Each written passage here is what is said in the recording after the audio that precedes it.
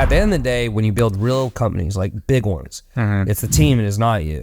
That is a misconception, right? So the solopreneur, that is not real. Like the real big companies like Apple, Microsoft, the CEO's job is to build the team, and the team builds the company. That's how it actually works. To attract talent that actually wants to work with you means you have to become a person that they would be attracted to be led by, which means you have to become a higher level person. Hey, what's up, guys? Welcome back to the pod. Today I have a very special guest. He's been in here in Miami for 5 years. You've probably seen his ads if you're in the marketing space. He's been all over, and he's done a lot of great things in business and has a really cool story. So welcome to the podcast, man. Yeah, to have you. Yeah, thanks for having me, dude. Excited to be here. Yeah, sure thing, man. Sure thing. So, I have to ask, dude, because I've seen your ad probably like 50,000 times. I've read the copy all the time. Yeah. How did you come up with the ad with you with a saturated photo, your arms crossed, with all the ClickFunnels awards in the background, and then all the, copy and the ads running for the elite CEOs? I don't know. I think that was actually I think it was right when COVID was happening. Yeah. And that's just happened. How I decorated the house, and I was like, hey, this will be a really cool photo. And I still use ClickFunnels stuff. I love ClickFunnels. Like Russell's a great guy. I actually was with him in Africa on a charity trip for Kenya this year for a couple weeks. Oh, really? Yeah, he's super cool. We got to talk business for 8 to 10 hours. It was great. But yeah, that's all it was. And at the time that was really pumping. COVID was happening. So it was nothing other than, this might be a cool picture. Let's use it. And then, I have a full team, so they're writing good copy and stuff. So yeah, well, that's the first order effects, right? But then people started creating iterations. I know people that still use it as the thumbnail to get the click on the video because they think it's insane. Yeah. That ad went viral. So not even my ads, I think sometimes. That's what I'm saying. People are just ripping it because it does so well. Yeah, there was nothing around that other than at the time I was using a lot of ClickFunnels awards. And, well, it was funny because ClickFunnels got me my start because I had an online fitness company. And when I got my first ClickFunnels award, everyone was like, oh, this is Tanner, he actually built a fitness company. He's not a business coach. And that actually really helped me out because it built a lot more trust that, hey, this guy's actually built something besides let's say a business consulting firm. And so, I just was like, all right, I'm going to run with this because that's what was helping me. So, and then, the business consulting happened later, but that was never the plan. Awesome. Yeah. So let's bring it back to when you first got started. How did that first award feel? Because, dude, I remember when I won my first one, it was the thing. I thought it was the end all be all. How did you feel when you first won it in the fitness space? Yeah, it was great. But honestly, the best was when I made my first 10K in a week because at the time I was making 3K a month. And I remember, and I've been trying for probably 2-3 years with no success. And I remember, the feeling. It was interesting. It was kind of paradoxical because I felt a lot of relief and I was super excited, but I was also super pissed off because I felt like I'd been that close the whole time. So it was almost as you were looking for keys around your house and it was, 2 inches from you and you just can't find it. That was probably a better moment. I think when I got the ClickFunnels award, it was okay because I was just, at that point, I was raking in a lot of money compared to, $3,000 a month. Yeah.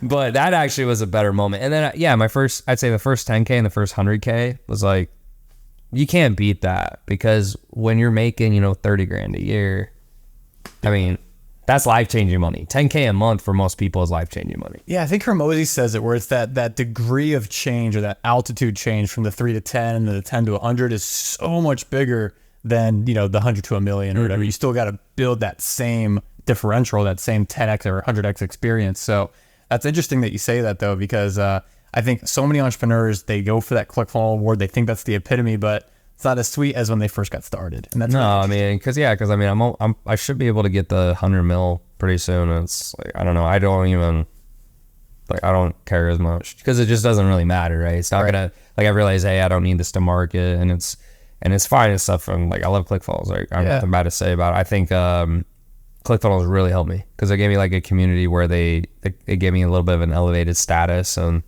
it gave me more authority and stuff like that. But yeah, it's kind of more whatever. No verses in the beginning. Yeah, for sure. So let's talk about the journey from literally making 3K a month to then going on a private safari with Russell Brunson in Africa. Let's talk about the journey a little bit for those that don't know. Sure. So grew up in a house, 7 kids. I'm one of 3 boys, 4 girls. I was the oldest boy. Very conservative household. So I grew up LDS, or more commonly known as Mormon. My dad is basically the equivalent of, you could say, like a pastor, very religious. My mom's very religious. And it's not bad. I mean, I'm very blessed. Honestly, now that I look back, I'm glad they raised me the way they did. But I was more, I'd say, a strange kid because I had two older sisters. And so they would put me in dresses and tea parties and, just, they should have called child services, honestly. It was bad. I mean, there's pictures of me in girls' clothes because my mom didn't want to pay for more baby clothes. So she took my sister's old clothes and put them on me, right? Dude, that's awesome. I mean, that's awesome. Anyway, so I'm going through school and I'm a very sheltered guy, and I remember in 4th grade I think someone dropped the F-bomb, and it was the first I was like, is that a cuss word? Like, I didn't even know. I was like 10 years old. Right? Wow.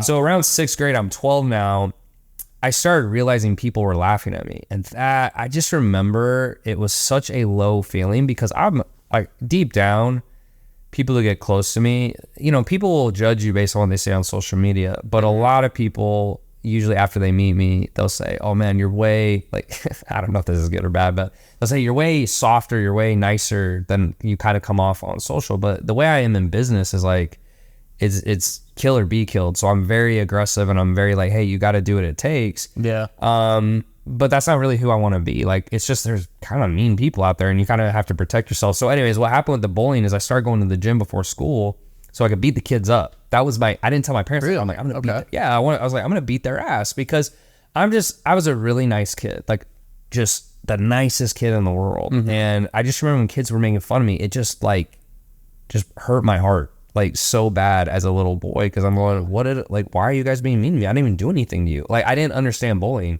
So I started going to the gym before school every day at like 5 a.m. I'm 12 years old. And I almost quit because like, it's really, I don't know if anyone remembers when they first started lifting, but the first time you lift weights, like the very first time, you're very sore and your body's like, yo, what are you doing? But I remember I stuck with it. And right when I was about to quit, I think the 3-month mark, I was just about to quit, my muscles like started getting used to, they adapted. I felt like they finally were fully adapted. It wasn't as painful. And then people at school like, dude, you're getting jacked. I remember teachers like, dude, like, are your parents feeding you steroids? And I was like, yo, this is kind of nice. And I remember that really reinforcing to me that, hey, if you work hard, good things will happen. That was the first time. And the gym, that was the just, gym. Just doing it on your own, no sports, no nothing. Nothing, just the gym. Yeah, I didn't really play sports at that point. I played a little, but not much. Okay. And so then I was like, well, shoot, like, girls like me more. I'm getting respect. And then I was like, well, what if I do this in my grades? And then my grades started to be like, oh shit, this is the ticket. Like, this is what I got to keep doing. So I started doing really well at sports, exceptionally well. And I was like, man, I want to play in the NFL because I started seeing like, they like football players. You're popular. You're a big man on campus. And so I started going through school and I became kind of like the loser kid to like one of the more popular kids, captain of the football team, got scholarship offers, et cetera. And I did that till I was 22. So the way I attack business now is what I did with football. Like, I was just balls to the wall. That's all I cared about. I just wanted to play football. I just want to go to the NFL. And what team did you want to play for?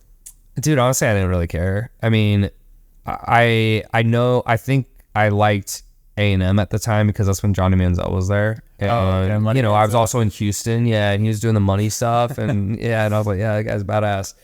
But yeah, I didn't really have a team. But I ended up going to BYU, and that's, privately held Mormon school, LDS school, right? And they're getting trashed this year. They were better last year. They're getting trashed this year. But I went there and, I got hurt a lot. I don't think I was good enough either. I played with some first round draft picks. I mean, 6'8", 280, never played football, 5 games, 5th pick in the draft. I mean, those are the types of guys you're playing with. I mean, and you just look at them and go, there's nothing I can do to ever look like you. Like, no matter, like, you can take all the juice you want, you'll never look like some of these guys, right? So at 22, I went through a little bit of depression because for the last 10 years, my whole life was football.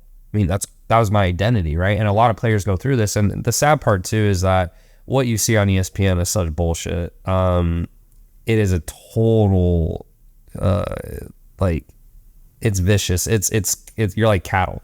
I mean, it's just interesting. Coaches they gotta win. They're getting paid to win. And BYU is like probably one of the lower paid schools because it's privately held. And like Nick Saban, man, like, end of the day, he's paid to win. And I'm sure he has good intentions and stuff like that, but man, it's like next man up if you get hurt. So like when I would get hurt, it was like, okay, next guy up. Like it's a system. Yeah. And so all these guys go in, and typically, because the other thing too is the football schedule is so loaded. So they don't talk about this, but I'll give you an example. You have to get up around 5 or 5:30 a.m. You go do 2 hours of workouts, go to class. Class is 8 to 2. You go to practice, 2 hours of practice, 2 hours of film. Well, what fucking time is it? It's like 7 o'clock. Yeah. And then you're supposed to get straight A's if you want to be successful academically. So why do all football players fail? I would argue it's not as well. Some of them are really dumb. I mean, the stereotype is there. Yeah. But you don't have fucking time. And so I literally, at the end of my first year of college football and academics, I was like, dude, I was so burnt out. I don't even know how to describe. It took me a week to feel like I recovered. Like a week. Wow. Because I was pushing for straight A's. Yeah. And I realized, I said, man, all these guys, they take shitty courses so they don't have to, they can just focus on football. But when football's over and they don't go pro, they're left with nothing. Yeah. And that's the truth of college football. That's the sad part, because I'm glad that players are finally getting paid, because a lot of them get exploited. I felt they did. And then after, they're left with nothing. And football, I mean, it's a job, dude. It is not high school. It is a fucking job. Yeah. Right. So anyway, so that was my experience. So I'm glad I got to do that. It was good for me. Did a lot of hard things. Now I'm 22 and I'm a little bit depressed. I don't know what to do. I'm about to graduate as a petroleum engineer. It's good money, like 120 as a starting salary. But I remember having lunch with a mentor named David Fry, who knew Russell Brunson and ClickFunnels. This is kind of how I got into this world. And he said, well, what do you want to do? And I said, well, I just want to be rich. And because I didn't grow up with a lot, right? I didn't have bad intentions. I was like, man, I just want to get what I want to eat, what I want to order, not think about how I live my life now. Right? It's how I live my life now. Yeah. And he said, well, you got to do business. He's like, you can't do this petroleum stuff. And I said, okay, well, what do you do? He's like, you're going to drop out. I was like, dude, no. I'm like, I got a year left. He's like, no, you're going to drop out. Everyone was against me. My girlfriend left me. Her mom was pissed. My family was kind of like, I want to say they're against me. They're like, you're kind of a dumbass. Like, this is not going to work. No one in my family's ever been an entrepreneur. And so I drop out and I stay home. So I move back home and I start going to his home office and learning everything about funnels and opt-ins and stuff like that. And ironically, my ex-girlfriend lived across the street. So it's like every day, not only that, but I'm being reminded that, like, you're a loser, you're not going to make it, you're an idiot for leaving. What a motivation, though. Yeah, it's all, you know how like breakups hurt? Like, dude, I just remember, like, it tore me up for months. I've been there, man. So anyways, I started learning about opt-ins and funnels, and I built this product called the Rapid Muscle System, and he did low ticket stuff. The issue usually with low ticket stuff, though, is if you don't have any funds to run ads and things, like, you know, I can't get on a call for $40, right? So I learned this whole process after a year, and then I launch it, and crickets. I'm just like, fuck. Like, I just spent a year doing this, but it's like kind of a silver lining, right? So I'm like, okay. So I moved to Utah, where more of my family is, and I'm living in a shitty apartment, terrible car, $2,000. I'm sliding on the snow. Like 5 a.m. in the morning, you would see me sliding on the snow and just smashing into curbs with this shitty ass car, and I'm just like, motherfucker, you know, and yeah, and no one's out that early, so my car is getting smashed up, and I'm just poor, dude. I'm just poor, and every time I would save a little money, I'm like, hey, I'm getting ahead. Like I saved I got $3,000 this month. I saved $1,000. Car breaks down, tires. I'm just like, dude, like, this is a dead end. Like, I can't win, and I'm still trying to build this business. So I'm working, 16 hours a day, like full-time job plus the business, and I don't know what I'm doing. Like I didn't. And the thing was, like, he helped me as much as he could. And I don't know why I never thought to ask, but I didn't know there was business coaching or high ticket and whatever. So I started getting desperate. And during this time, I'm calling him every 6 months. I'm like, hey, I'm going to go back to school. He's like, just stick it out. Just stick it out. Like, he's the only one telling me to do it. And so I started doing summer sales. So in Utah, they have, it's a lot of LDS individuals, and so they go on a lot of missions. So after they come off missions, Utah is like notorious for door-to-door sales, like pest control, security, solar, whatever. So they sell me on this story of riches, and I don't know why at the time. I was like, the reason I'm not successful is I don't have money, so I just got to get some money and I'll be successful. That's kind of, I don't know where that thought came from, but that's what I told myself. And that's probably a limiting belief of a lot of broke people. So anyways, I go on and do summer sales for 8 months, and it was like, at summer it's supposed to be not 8 months, but I did it for longer. I did it earlier and I did it later. So I did 8 months, 6 days a week, 12 hours a day, 4 hours of driving, usually 2 hours to the area, 2 hours back. And then you would knock for, what's 8 hours a day, like 12 usually to 8. Jeez, man. And do you just get your balls kicked in? I mean, it was horrendous. If you make one sale a day, you're good. You're good.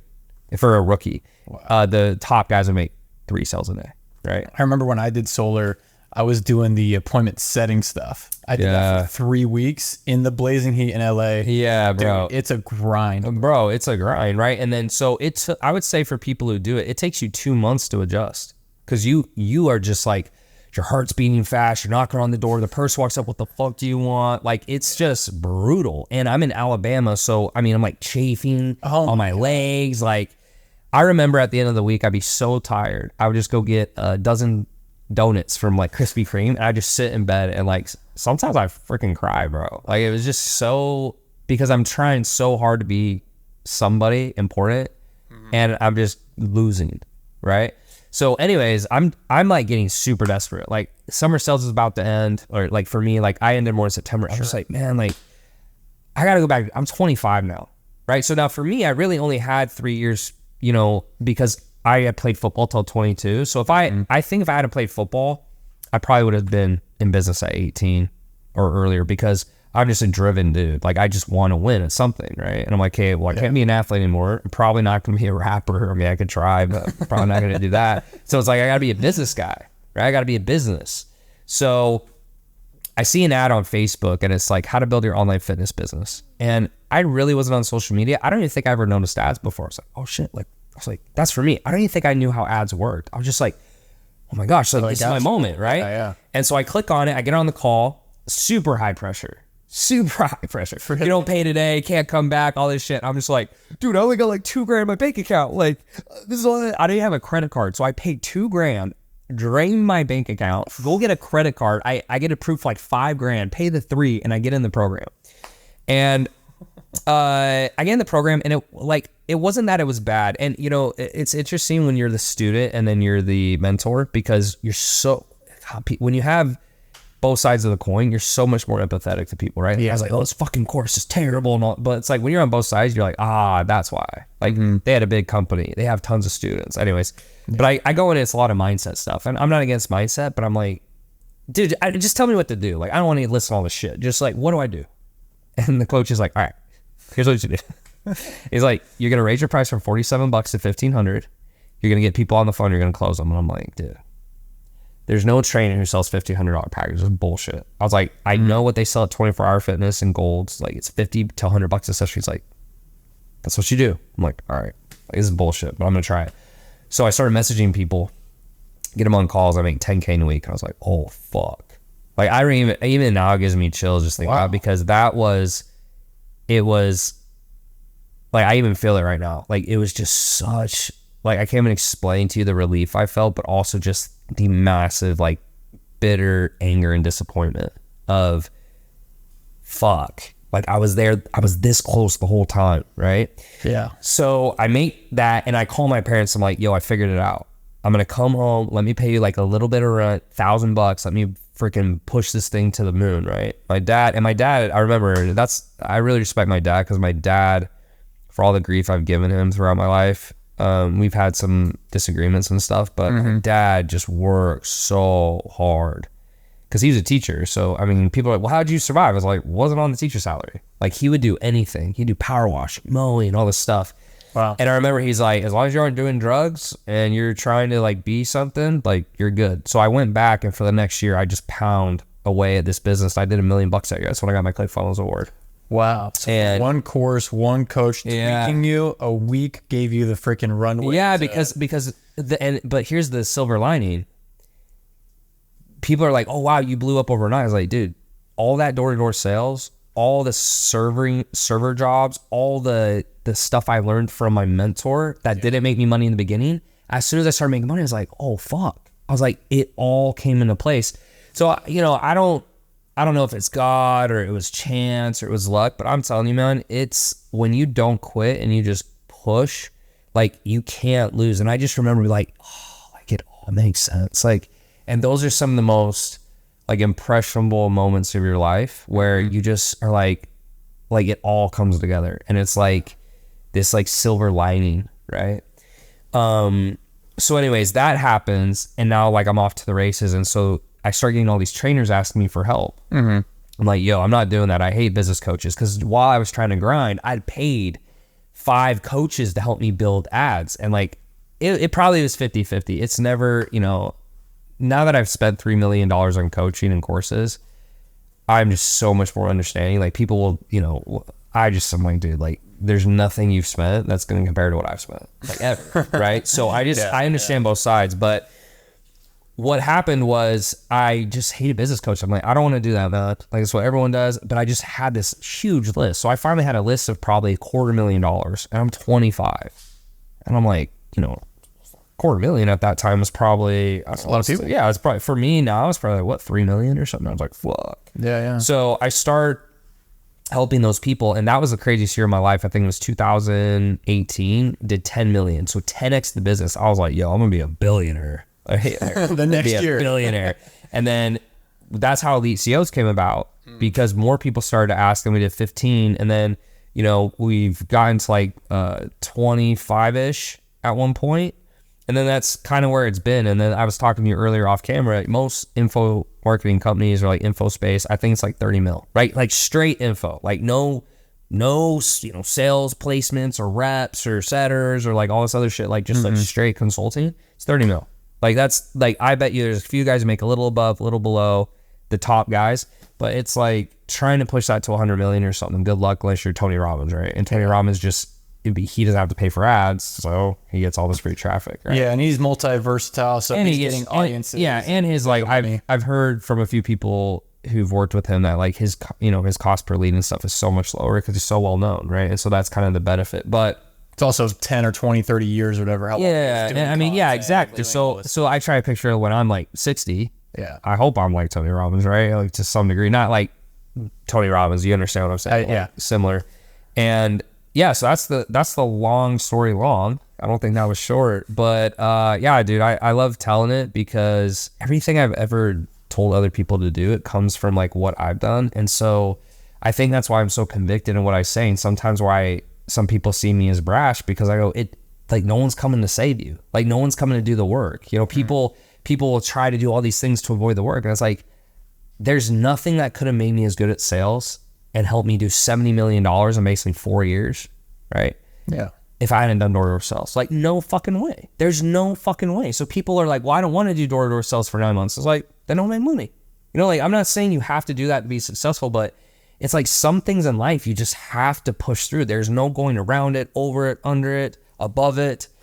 And that's really mostly like what I want my message to be for people, because it genuinely makes me sad when I see people struggle and they say all the right things, but their actions are total opposite. And I'm like, you should be depressed. You should be sad. It should fucking hurt. You should be angry. Use it. Like, it's like, how did it feel when you're going through that? Fucking awful. Yeah. I mean, 3 years, when we talk about it now, it's like, oh, 3 years. That's doesn't feel like that. Yeah, you little baby. I'm like, dude, 3 years when you're living the 3 years is the longest, most miserable time of your life. I mean, I didn't want to go on dates because, well, the girls go, what do you do? I'm like, well, I have a business. It's like, well, obviously not doing very well. I mean, look at your apartment. I had a 1,000 square foot apartment, if that, I think it might have been 500. 1,000 square feet, paid $1,000 a month, had a $2,000 car. I'm 25 years old, used to being excellent, like captain of the football team, straight A's, good with girls, and then you go to like Keenan the Mountain, the fucking loser. Back down the mountaintop.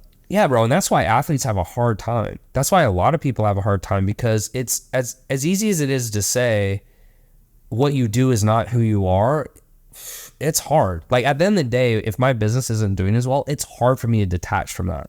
And like, well is relative, right? Well is relative to who you are. You know, some people are like, I'm like, well, I want a 6-pack. And then, well, Tanner, you do have a 6-pack. I'm like, I want a better 6-pack, you know? I want 10. Yeah, but I think that it's normal for very driven men we get very tied up in that. And so during that time, I mean, I was at my lowest. I mean, I was at my absolute lowest point in life. And I was desperate, man. I mean, I think now I'm glad I didn't do some things, but I got to the point I was so desperate that I did some modeling. So if you like type me in on Google, like I remember some models would be like, is is this guy in porn? I'm like, no, I'm not in porn. I did like underwear modeling and footwear. And, but I had offers. I mean, there'd be guys who are like, yo, we'll pay you $5,000 for this or $10,000 for that. And like now it's laughable. But at the time, like $10,000. I remember I got offered too. I was like, that's 3 months of work. And, you know, they'll ask you to do crazy shit that like, I mean, that will never leave the internet. I mean, it goes out there, right? And so I'm glad I never did that, but I got that close because it's easy for people to say, and I understand it more, you know, like in the Dark Knight where like Bruce Wayne, he's like super rich and then he goes and like he lives like a poor person, he steals and stuff. Obviously I'm not trying to compare that scenario, but it literally felt like that to me where I was like, man, I'll do anything just to feel some relief because realistically my parents, I think that was also a blessing in disguise, is my parents couldn't really help me. They're like, Tanner, like, yeah, you're on your own. You're on your own, bro. Like we've done everything we can. And so I grew up in a more privileged neighborhood, but I think the reason we were quote unquote more privileged, my dad is just really good with his money. He's just saver, he doesn't spend. He always did extra jobs. And so, you know, for seven kids, like I didn't have a lifestyle with 2-kid house, right? It's fucking 5 more kids. Yeah. So just to end on that note, it's like, I'm glad I didn't, but like all those lessons were a silver lining. And, you know, my friend Alex, he always has this quote. I don't know if it's his quote or he just said it, but you know, he's like, we always wish for these extraordinary lives, but we want to do ordinary things, or we don't want to do anything hard, right? That's paraphrasing it, but it gives me goosebumps because ultimately that's so true. It's like anything worthwhile is hard, and that's the whole fucking point. That's what makes it worth it, because if it's not hard, it can't possibly means anyone can do it, which means it's not going to be worth it, right? And there's been other stuff in my personal life where there's even something that I'm struggling with right now. I don't want to say struggle, but like going through where sometimes I sit there and go, you know what? This is what I prefer, but that's the easy option. That probably means that's not what I should choose. Yeah. Just because it's easy, because by definition, for something to be worth it or to have something extraordinary, it has to be hard. So why does everyone look at Elon Musk and wow? Because look at how he lives his life. It's extraordinary. It's difficult. And so anyways, that's my message to most people, anyone who watches it. Like the cool thing too is like once you make your money and you don't need more money, you just don't care. Like I really don't care about money anymore. Yeah. And I'm glad I got through that phase because it allows you to kind of, it becomes more about the work. And I really do enjoy the work. So let's switch gears a little bit. You were talking about how, you know, you making that transition from just doing so much in business, being super driven towards that, and now you're on a different playing field of like, dude, I really care about people. I just want to go make that next stage, that next impact for them. Yeah. So like, what does that look like for you going on after accomplishing all that you have? What is the thing that makes you feel like you're making that impact, feel like you're making that difference? Dude, that's tough. I think a lot of times I don't feel like I'm making a difference. I think that's the hardest part. Yeah. I remember when I made my first $1 million in a month, and I thought that was gonna be the apex of my life. I don't know why, but I just remember I'm gonna do $1 million in a month. I remember when I looked at the bank account, I saw it's like, I don't remember what it was. It was like 1.1 million or some shit the first time I crossed it. Yeah.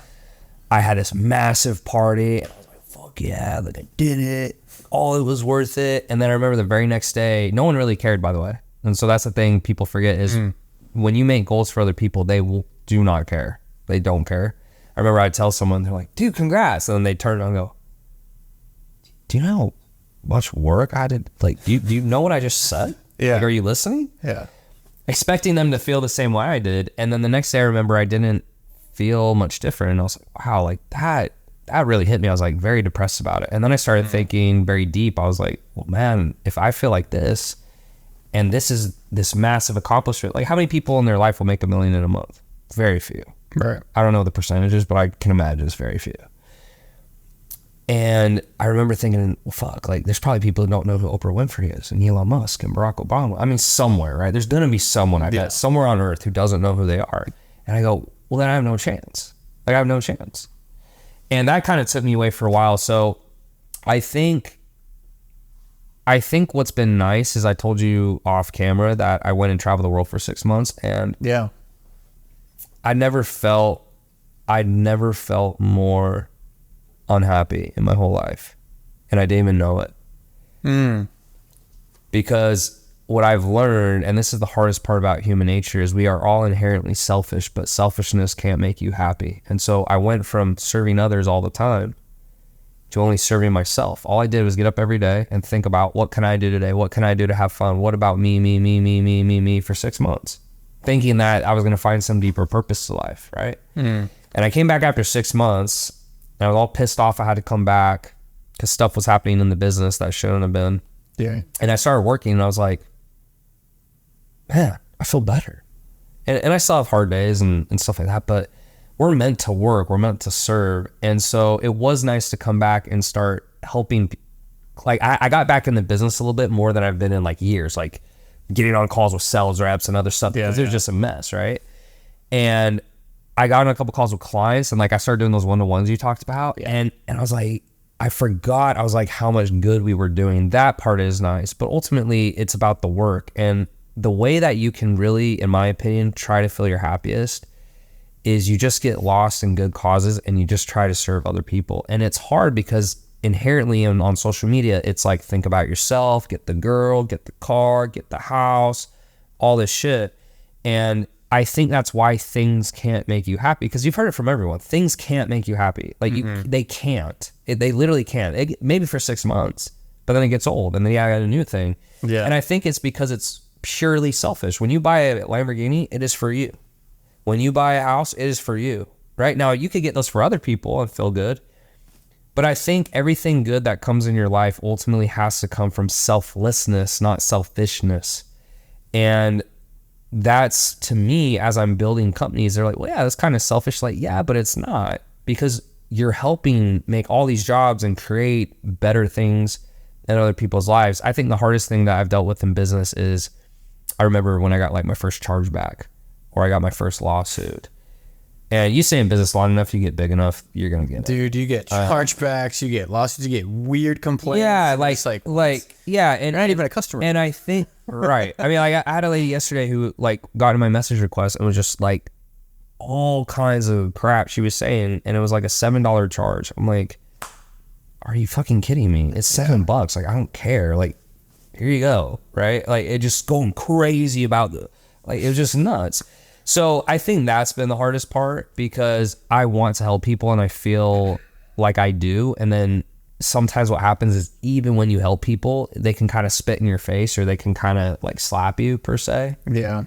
But it's also part of the game. And so that's probably where most people kind of see my like harder external shell in business, is because it's more of like, I feel like I got to protect people. I got to protect my team. I got to protect my clients.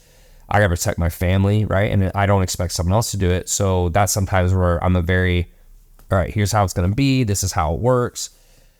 Because you know the nuance too. Yeah, because it's unfortunate, but when I was a young kid, I don't blame what I do as an adult on what happened to me as a child. But I know as a young kid, I just was like, yeah, everyone's going to be nice to each other. Everyone's happy.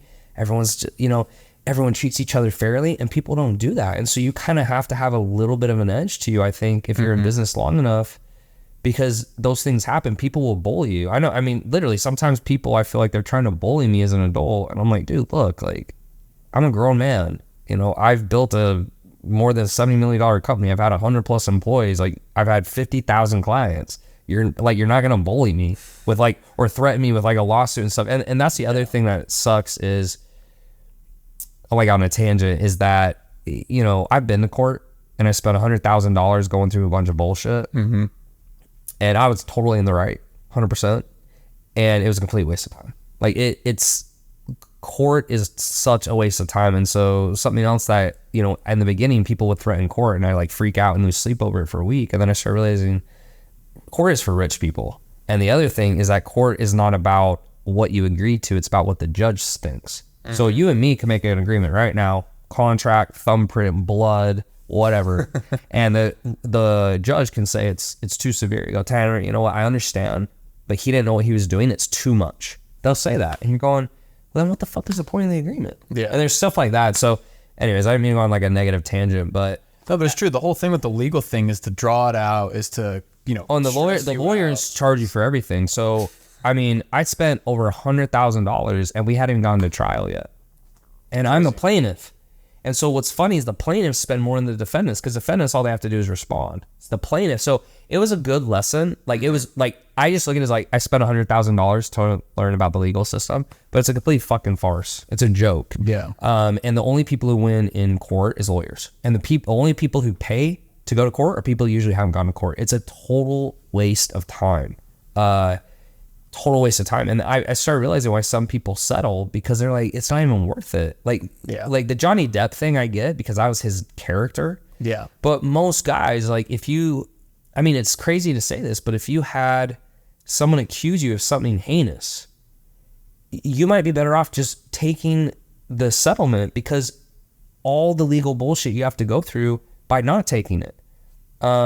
So anyways, I mean, but the funny part is, at the end of the day, I still am grateful, because all these hard things, like, it helps you become the person you're supposed to be. And you can't become a better person if you only go through easy things. And that's how I try to reframe it.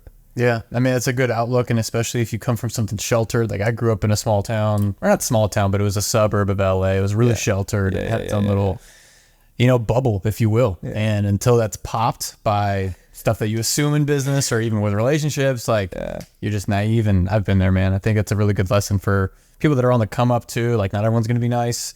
Not everyone has the same intentions as you, even though you're trying to do so much for them, or even just for yourself and your family. No one really cares. Well, and even when you make it. Yeah. And I mean, I'm not perfect. Like, there's things I've done that I'm like, I should have handled that better, or maybe not be quick to anger. I actually had, you know, I'm on a 4-day fast right now. So you get more irritable for sure. You definitely, like, if you say something I don't like, it's like, I'm only gonna handle that for about 5 seconds instead of maybe 5 minutes.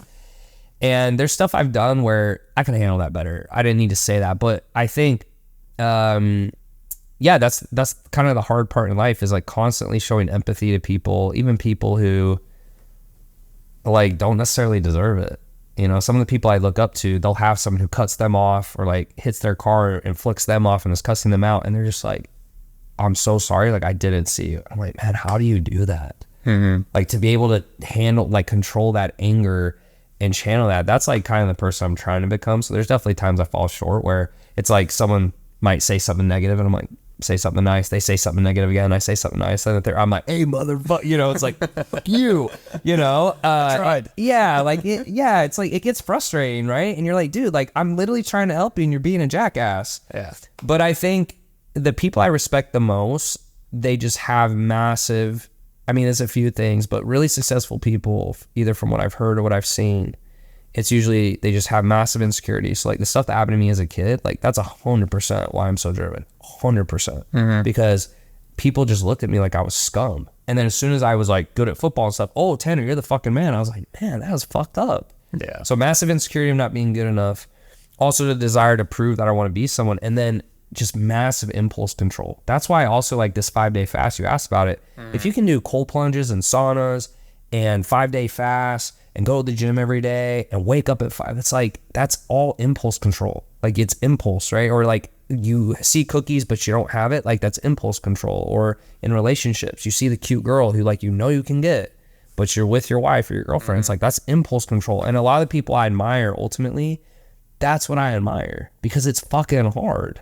So anyways, I don't know how, sometimes I think I go down a rabbit hole and then I come out the other side of the tunnel, but no, I think it's a good point, man. Like, I think that's why when someone's on the come up or they're learning something new or whatever the case is, it's that discipline over and over and over, but you're just channeling it into one thing. So with football or with business, or like 100%. That's what it is. It's the narrow focus on that one particular thing that you're pursuing or whatever that develops the impulse control. But then when you have the other side of it, which is the money or the cool car, whatever it is that like gets you the status lift for the other things, temptation isn't real unless you actually have the option. Yeah. So it's like, that's where the real impulse control tests are. Yeah. I'm working with a guy right now named Steve Hardison, and he's made crazy amount of money, like crazy. I mean, it's 9 figures minimum, but it might be multiple 9, might be higher. I mean, so he's had, just from this one thing he's done, he's had 600 clients that have paid him at least $200,000 a pop, and some have paid him, 5 to 10 times. So you start doing the math, that's right. A lot of money. Yeah. And I started working with him, and we don't talk about anything about business or anything. It's just all about it's mostly about the words I say, which is very interesting because he brings these like everything. He's like, you know, your words become actions, right? And he's like, your thoughts become words. So it's like, it's everything you think. It's how you perceive things. For example, if we go to a Miami basketball game, you might think, oh, this game sucked. I might, that was amazing. We saw the same thing. We have a totally different perception. And what's interesting about that is a lot of the problems we have in life, it's because of how we perceive things. So let's say relationships, right? One guy wants to be single and he's like, oh, I love it, right? And the other guy's like, I hate it. And it at the end of the day, it's really nothing. It's just how you perceive it. You could be great being single. It could be terrible being single. It's all how you perceive the situation. If you go in a room with, just because I'm white, let's say that. So let's say I hate white people, right? And I go in a room and I think that the experience I'm going to have is going to be very negative compared to if I'm like, I love white people. Right? Like I love, you know. And so he's taught me a lot of that stuff, and that's a very simplistic way to do it. I wish, honestly, like I wish I could record the sessions and like put them on YouTube because they're so amazing and it's so hard to put into words what he does.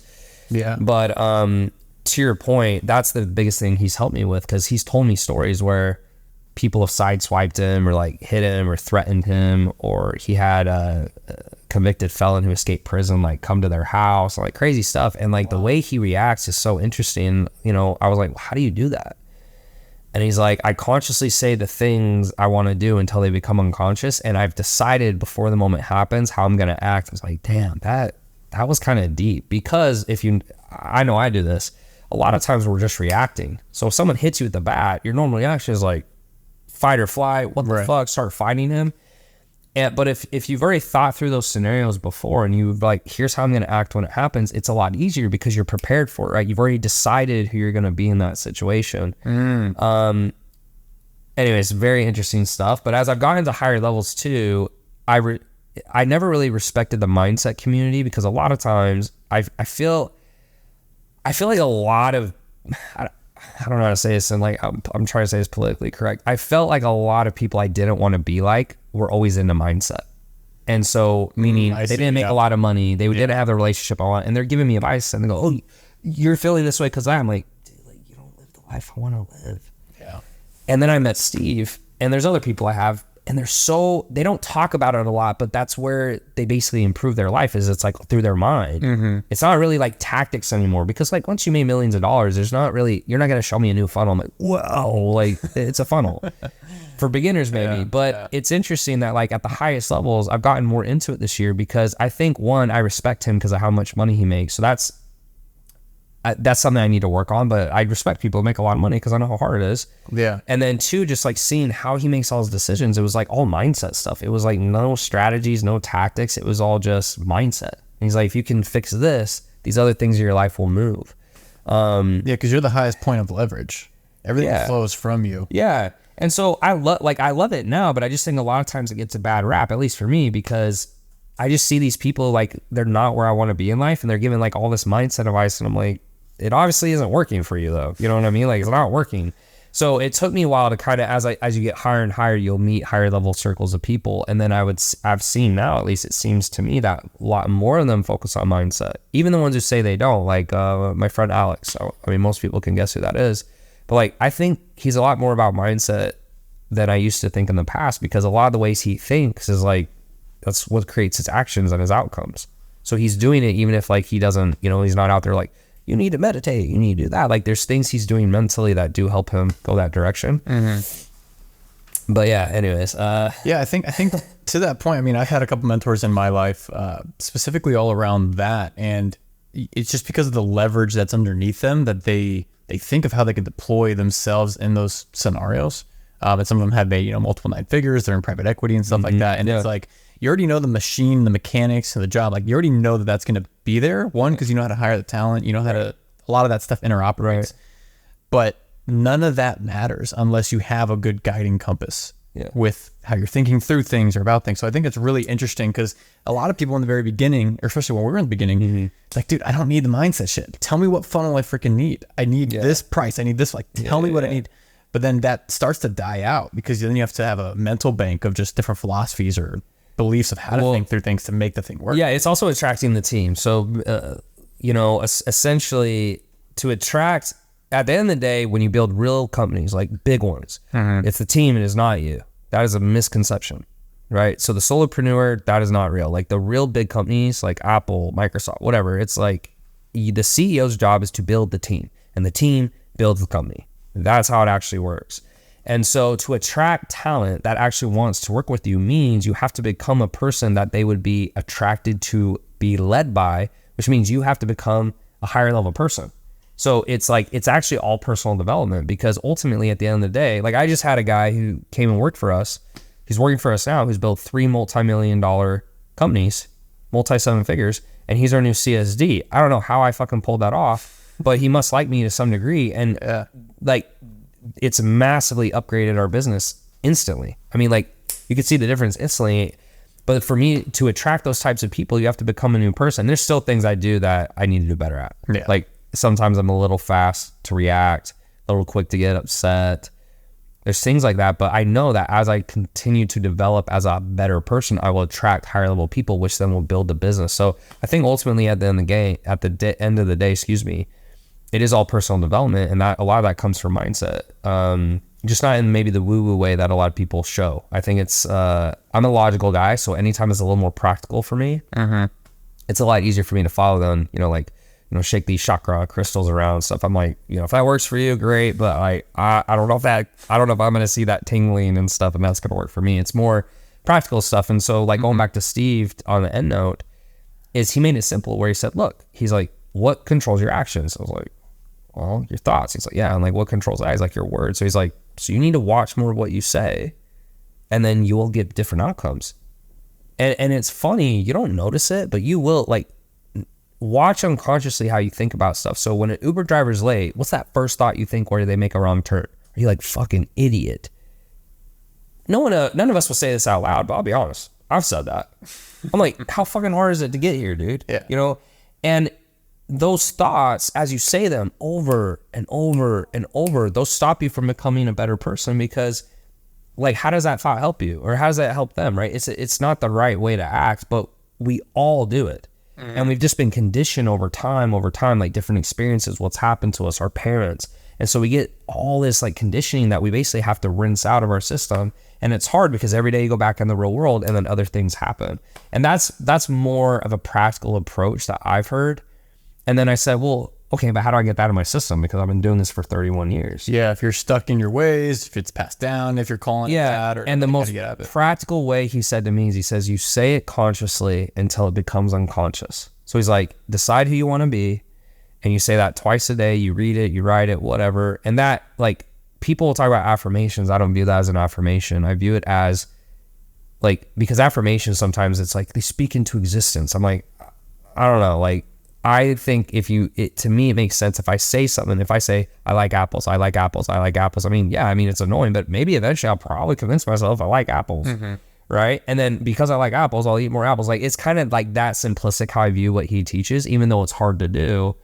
But anyways, I've gotten more into this year, like way more. I did ayahuasca this year and all this crazy shit, and like, there's no way you could have seen me do that like even a year ago. Like, there's no way. Yeah. So you were just resistant towards that idea, because I know a lot of entrepreneurs at some point they think that that's the next thing to do, and a lot of people come out of it. Well, this isn't condoning it per se; it's a personal journey and stuff like that. Like ayahuasca, or you just just they look for different things. They think ayahuasca is that catalyst for them, and it gets to a point where and some people, to the point of even taking it, like, there's a negative stigma to it. There's a great stigma to it. Okay, so your thing around. Right. Okay, so let's talk about ayahuasca. So ayahuasca, before I would never have taken it if I didn't get desperate. I got super desperate, and sometimes you have to hit very low points. It was a personal life desperate, and sometimes you have to hit very low points in your life to take action, right? And so for me, what happens is when I get desperate, because of the person I am, I know there's a solution. I just don't know what the solution is, and so I'm like, look, I'm going to try anything. So I'm in Costa Rica. Costa Rica does all these ayahuasca. Costa Rica, yeah. And I'm just thinking, fuck it. I'm going to try it. And I've seen crazy stuff. And that's kind of like why I think there's a negative stigma, though, because a lot of the mindset community, I think it's a lot, like 80% of it, I think is in a nice way. Like, it's not bad. Everyone can live their life how they want, but they don't make a lot of money. They don't have like a life I want to live. they don't impress me. Not like as a person, it's fine. It's totally different. But like business acumen, intellectually, I'm just like, that's not what I want to be. Right. Like a lot of times I view it as almost like not a monk, right? But almost like a kind of like that. Like it's like they just don't live in a way that to me, I'm like, that's not the way I want to live. And that's not what drives me. I want to like do big things and I want to build companies and stuff like that. And so just different game. Yeah. So I think to me, I could be completely wrong, but that's how I viewed the mindset community before. And I still view it that way. It's just now I've found kind of the upper echelon circle of men where like I want to be worth 9 figures, like I'm 8 figures. I want to be 9 figures. So that's what I've gotten into. So when I did ayahuasca, the only way to describe it without making it sound weird is some people, I mean, I feel like they go off their rockers and they're talking about seeing paint and jaguars and I'm just like, what the fuck are you guys talking about? The only way for me to describe it is it pulls you to your like deepest emotions. So maybe think of one of the most saddest times of your life and it's like that deep how you're connected to your emotions, right? Because a lot of times, especially me as a man and like a leader, sometimes I feel like I have to push those to the side. And I'm like, it doesn't matter how I feel, I got to get shit done, right? So when I was doing it, it was like older Tanner was talking to me. Like I could see, like, I don't want to say I see, so like your eyes are closed like this. And when they're closed, like it's just thoughts, I would say. Sure, projections. And thoughts I had were just like, what's the meaning of life? And like, what's most important? And it becomes very clear. At least it did for me. It became very clear what was most important and like what I needed to be thinking about, what I needed to do with my life. I even remember I had a very distinct thoughts I wasn't even, it's funny too, because you'll even think things that you weren't prepared for. So I had a thought that was like, what's the point of life? And like, why do I even build a business? Why don't I go be a monk? And I won't go through the whole, journey, but basically I came to the conclusion. I said, the reason it's better to build a business than be a monk is because ultimately, even if I'm a monk and I'm not hurting anyone, I'm not helping anyone other than maybe myself. And I don't mean to I'm not saying that in a negative stance. It's just, there's not a lot at least I see that I can do with that. But if I build companies and I provide jobs and finances and I can pay for my parents' stuff, I'm like, that to me gives me more of the path I'm trying to go down. There was just very deep thoughts like that I hadn't even thought about. So for me, it was a very positive experience. I would recommend it 10 out of 10 to like, I would say if you genuinely are trying to find an answer to something in your life, if you're not, I would not do it. There's pointless. You don't need to take that to get a high. It's not even necessarily very enjoyable because your brain is moving at such, I don't know how much faster it's moving, but it feels like it's moving at 2 or 3 times the speed. So when you're done, you're exhausted. Like which is pretty crazy how much RPMs we put on our brains, like how fast that right. So I mean, it's very strong in the head. It feels very strong in the head. If someone's taken, like, let's say, I mean, I don't know what people have taken, but like if you've taken mushrooms or I did Bufo. It's very similar to Bufo. Bufo is actually 15 minutes. I've never heard of that. So yeah, it's basically it's very interesting that I've done this now because like I'm a very like it's just straight shooting guy, but it's actually poison off a toad's back and you smoke it and in 15 seconds you go from here to like an atom bomb. I mean, it is crazy. And so what it felt like is it felt like ayahuasca at the peak. So ayahuasca goes like this. It goes up, you peak, and it'll come down, and it's over about 6 hours. Okay. Bufo's like this, and then you just go into a stratosphere, and a lot of people freak out because they can't handle it. It's a lot. Yeah. But I done ayahuasca prior, so they were like, "Yo, you were really calm." But if I had it, I would have freaked out because it is so intense. Wow. It's like the highest level of intensity I've ever felt in anything. I mean, it goes 0 to 100 in 15 seconds. The second you inhale it, you just through the roof. But it was cool because actually the same thoughts I had during ayahuasca I had in Bufo, so it kind of confirmed it. Interesting. It was interesting because you start thinking you're going crazy a little bit. I'll be honest. Like I was like, did I really think that? Did I really have that experience? But ultimately, all I can say is like, it's not that crazy. I think people like way play it up. At the end of the day, what I think those can be used to do is it gets you very deep with your emotions and it really brings you back to like your center, to what's most important in life. And it can help, I think it can help you make hard decisions based on that, because a lot of times we get caught up in all this bullshit that externally that people will say is important and it's not. So, I mean, definitely don't just go do it. I mean, that's not what I'm saying. Yeah. For me, I had very kind of personal things in my life going on and it felt like I was talking to wiser Tanner. Like it just felt like it was like 80-year-old Tanner that was talking to 31-year-old Tanner. Wow. And so it was a positive experience for me. I know some people trip out on it. I actually saw a guy a few years ago, Connor Murphy. I don't know if you remember him. No, he was this massive fitness guy, 2-3 million subs on YouTube, did it. And then, I'm not saying it was that, but I mean, weird stuff now, super weird stuff now. And I was scared. I was like, man, am I going to be a freak after this? Yeah, but I don't know. I think again, the mindset community kind of draws more in those kind of polar opposite mindsets where you get kind of like super extremes. And so for me, when I did, I was like, oh, it's like, I'm a normal guy, and it gave me some deeper insights and stuff like that. So it was positive. But again, that's kind of why I've been against the mindset community for a while. Not against, but I was just like, because it just gets very like taboo and kind of like, I think it's like kind of far-fetched. And, people be like, you got to manifest. I'm like, dude, you just got to do some fucking work, But that experience was, I think, positive for me because it's kind of opened me up more to it. And then as I've gotten to higher levels of the game of business and personal development, like a lot of the super successful guys, they're doing it. They're just not talking about it. Right. Right. And so a lot of stuff you see people talking about is mostly the weird stuff, because that's more of it. I think that's 80% of it. The 20% you don't see as much. That's at least my take. I could be completely wrong. Interesting. Yeah, I haven't taken it, so I don't have an opinion per se on it. I've actually just been gathering a lot of data on it. Yeah. People tell me to go do it. A few people say, hey, it's a whole weird thing.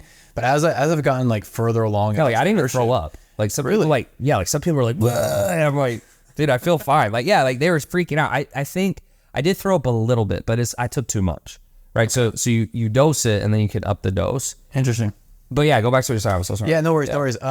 So like everyone has their own experiences, right? It's all about like setting, and then who are you with, and what the purpose is behind it. And so I think it's interesting. It's something that I'm open to, but I just haven't done it yet. Yeah, I think if you have like an actual deep reason to do it, where you just feel like you're not getting. Here's the thing I've learned too. This is actually the best thing I've learned. You can't asking people for advice is pretty much pointless. And the reason is that everyone's giving you advice based on their experiences. So, for example, something that's always been harder for me, I would say, like, I'm not going to go to like Gary Vaynerchuk and be like, hey, Gary, I'm curious, like, are you faithful to your wife? Or like, it's like, or like, is it better to be single? Like, even if you do ask them, like, sometimes they won't give you a real answer. And so, like, as a young male trying to make good decisions, you can go ask a bunch of people. And what I found is the same thing as religion is you actually get more confused because everyone says something different. Dude, I remember I even asked 10 different pastors. They all told me different things. I'm like, you guys are all reading the same shit. What the fuck? Right? So I think what I've learned too, and what ayahuasca is great for, is like the answers are internal. Like at the end of the day, like you really have to find the answer for yourself, and asking externally will only confuse you. There's some people who might give you good advice, right?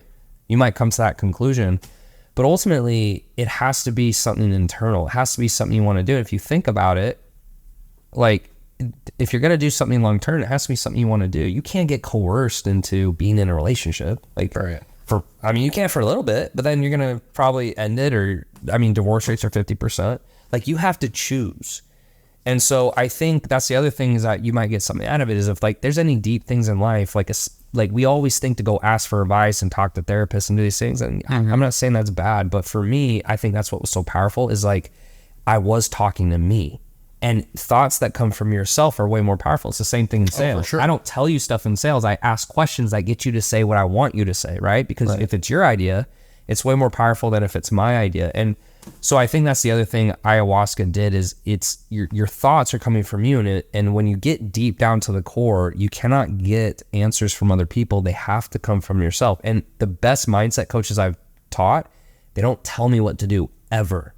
And they say, I can tell you what to do, but it won't matter because it's not your idea. It has to be your idea. And I was like, damn, that's fucking powerful. It's an elite way to communicate too, to plant those seeds to get you down that road to get to the idea. Or just ask the questions you need to ask. That's really their job. And so I didn't realize that for a long time.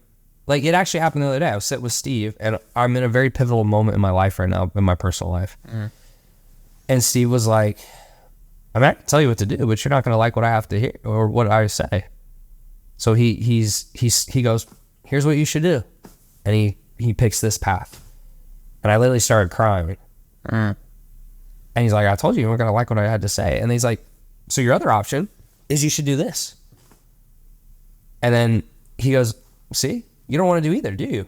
He's like, you keep going back and forth and back and forth and back and forth. Right. And he goes, and you're going to keep doing that until you fucking choose. And I was like, but how do I choose? He's like, sometimes you just choose. He's like, there doesn't have to be a reason, right? He's like, that's a decision. He's like, a choice is you just do it. And so he was going like, do you want chocolate or vanilla? I'm like, well, chocolate. He's like, all right, well, why did you choose that? I was like, well, I've had them both before. He's like, okay, let's say you, like, he gave me 2 other flavors. He's like, what if you never had those before and you didn't know which tasted better? He's like, well, I would just choose that. He's like, why? He's like, you just did, right? And it was interesting how he's been trying to teach me, but Interesting. yeah, man. I mean, there's a lot of cool stuff I could share this year that's like been behind closed doors. I wish I could. I mean, he's $200,000 for a reason. I mean, people don't pay $200,000 over and over again if it's not good, but it's so hard to describe what he's doing in there. Well, it's your own inner alchemy, right? It's like your own transformation. So Yeah. it's going to be a unique experience to you, and maybe the next Well, yeah, and and it'll be different. it's just interesting because that's his whole premise of everything he does is it's got to be your choice. It's got to be your decision. And he's like, and the thing too is it doesn't usually matter what the decision is. We just play it up in our heads, right? Like we create fear. He's like, you can't go find fear. You can't go find love. So a lot of times we say we want people to love us more and we're looking for love. But if you love other people, you'll get more love. You create it, right? Or you create fear, for example. So if you're scared of something, there's nothing happening. You're creating it in your mind. You're scared in your head, right? And there's a lot of things like that he taught me that I just think he explained it in a more logical way for a guy like me. Yeah. It didn't sound so woo-woo. And just because he's making absolute guap bank, you know, like I can respect that. And I'm like, okay, he has to be on to something, right? He can't be a total crazy. So anyways, I'm sorry if I go on a tangent on it, but I get really excited about it. That's great. It's really exciting. Yeah. That's great. Yeah, I've hired performance coaches in the past, and they have those periods in life, and then sometimes you find one that you just stick with, and it transforms the way that you think, and those are typically just the best relationships you want, and that's what's cool, man. I always love hearing just the experiences that people have through life, because there's different milestones that even the audience, even myself, and other people that we can all learn from, and just, you know, how do you get to that certain point that you need that, or that you are experiencing something great from it? It's your own journey, it's your own path. And so again, thank you for sharing a bunch of the stuff that you shared. Man, it's been a great episode. No, it's been great, man. It's been great. So guys, you know, Tanner, where can they find you to follow your journey as you're going on to new business heights? You're going on to a whole new realm right now. When it comes to what you are wanting to do, what you're wanting to make impact with, where can they find you, and how can they get in contact with you? Yeah, so I mean, if there's anyone wants to contact me, like have a conversation, DM me at tanner.chidester on IG. I mean, that's gonna be the easiest way to access me, or go to YouTube just to watch those one-to-ones. And I'm really excited about those, not because of anything else, and it feels like it's the first time I'm actually making content that people actually want to see, that actually is in alignment with like where I want to go. Because I think for a long time I'm trying to be this, you know, trying to get more on content, because I've just so much of paid ads, right? And I'm trying to like come up with content ideas and hooks and this and that. And I was like, you know, fuck this. Like, what do people like? What am I good at? I'm good at building companies. So let's just bring people in and let's spend 2.5 hours and let's just build their business. And those are the new videos I'm doing, and they seem already, like with metrics and stuff, to be taking off more than normal. I mean, I'm only at 20K subs on YouTube, so it's nothing crazy, but yeah. Anyways, those 2 plays. Sorry, Awesome. I'm a tangent master over here. Yeah, we'll link it in the description so you guys can get connected to Tanner. Awesome guy, and all some really cool things. So definitely follow his journey, hit him up. So thanks again, guys. If you did like this episode, go ahead and like and subscribe. Share it with a friend, family, or an entrepreneur trying to hit those next levels, whether it's personal or business. And we'll see you guys in the next episode. Peace.